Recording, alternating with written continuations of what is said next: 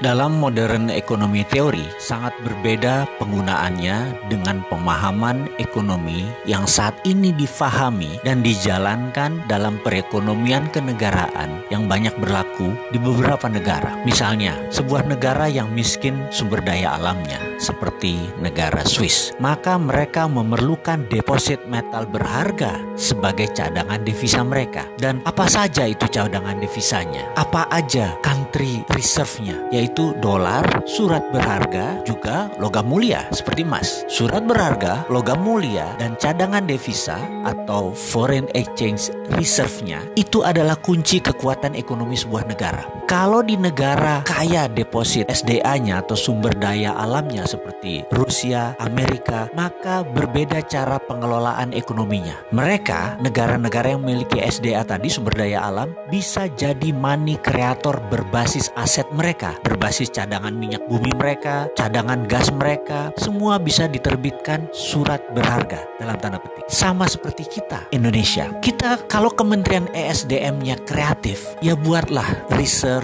issuer atau penerbit kekayaan negara berbasis minerba. Kita kan punya SKK Migas, Satuan Kerja Khusus untuk Migas. Itu adalah BUMNK sebenarnya. Paham kan? BUMNK, Badan Usaha Milik Negara Khusus. Seperti zamannya Pak Ibnu Sutowo dulu. Kalau lupa nanti saya jelaskan di chapter yang lain. Mengapa kita ke depan tidak buat SKK Minerba, Satuan Kerja Khusus Minerba, atau bentuk lain dari Badan Usaha Milik Negara Khusus Minerba, mineral dan batu bara. Cara kerjanya adalah tugas pertama mereka adalah menghitung aset negara berbasis mineral batu bara tadi dan menerbitkan surat berharga. Nanti siapa yang beli surat berharganya? Ya negara Indonesia sendiri, Kementerian Keuangannya. Itu semua adalah untuk fondasi underlying money creation. Setelah Bappenas menciptakan proyek berlapis, ini sekali lagi kuncinya. Badan yang nanti akan berperan penting di atas Bappenas adalah Sesdalobang, Sekretaris Pengendalian dan Pengelolaan Pembangunan,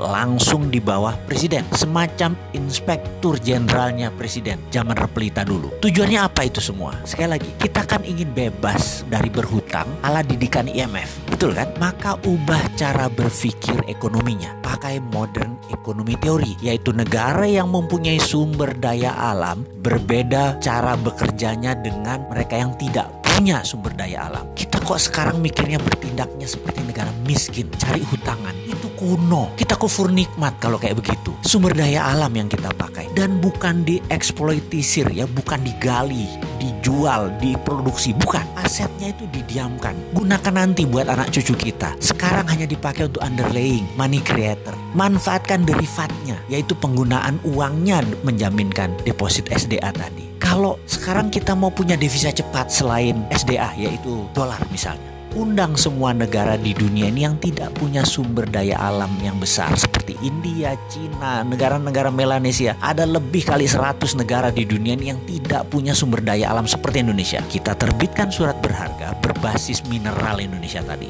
Jangan sebut nilainya, sebut saja jumlahnya. Lalu katakan mereka akan membeli 5%-nya atau senilai 200 billion dolar. Bisa saja, ya kita kasih suratnya, dan surat itu sama mereka nanti diapakan. Secara praktek modern economy theory, itu untuk underlying money creation di negara mereka tersendiri. Terserah mereka mau cetak 10 kali lipat, 100 kali lipat, toh tidak akan diambil aset tersebut, di mana mungkin 100 tahun ke depan nilainya ya juga naik 100 kali. Kita sepakat, misalnya yang 20% aset nasional kita tadi, kita jual ke negara lain. Itu namanya sovereign wealth fund versi modern economy theory. Amerika itu pakai sistem ini. Buktinya mereka tidak pernah tuh sedot atau gali tambang mineral mereka, minyak mereka nggak pernah tuh. Paling-paling hanya 20% hanya untuk ekonomi mutar. Lalu misalnya lagi, apa yang Pak Karno lakukan di tahun 1955? Yaitu akan memanfaatkan mineral ini untuk kekuatan ekonomi. Yuk ulangi lagi. Namun sekarang caranya lebih elegan. Dunia tuh butuh Indonesia. Dunia sudah tidak butuh negara yang suka perang seperti Amerika. Negara juga tidak butuh negara Cina yang menjual utang ke negara lain. Jadi masa depan adalah era bergandengan tangan, era kolaborasi, dan Indonesia punya yang